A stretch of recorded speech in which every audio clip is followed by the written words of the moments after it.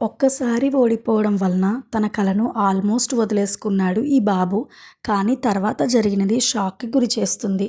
ఒక స్కూల్‌లో విలోహిత్ అనే బాబు ఉండేవాడు. అతను తెలివైనవాడు కాదు. కానీ చాలా కష్టపడేవాడు. ఒకరోజు స్కూల్‌లో డ్రాయింగ్ కాంపిటీషన్ పెట్టారు. విలోహిత్ చాలా ఎక్సైట్ అయ్యాడు.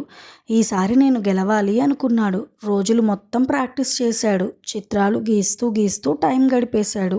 కాంపిటీషన్ రోజు రానే వచ్చింది. అందరూ చాలా బాగా డ్రా చేశారు. విలోహిత్ కూడా తన బెస్ట్ ఇచ్చాడు. ఫలితాలు వచ్చాయి.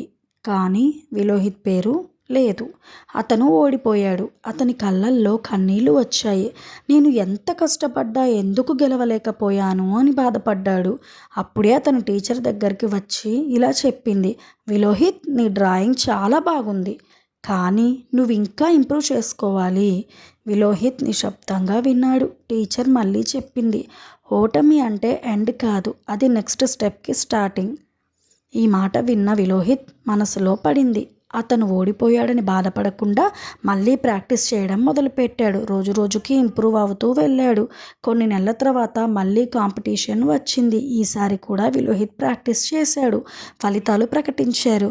First prize Vilohit. అతను ఆనందంతో మురిసిపోయాడు. అప్పుడు అతను గ్రహించాడు, నేను ఓడిపోలేదు, నేర్చుకున్నాను అని. ఓటమి అనేది ముగింపు కాదు, మళ్ళీ ప్రయత్నించే అవకాశం.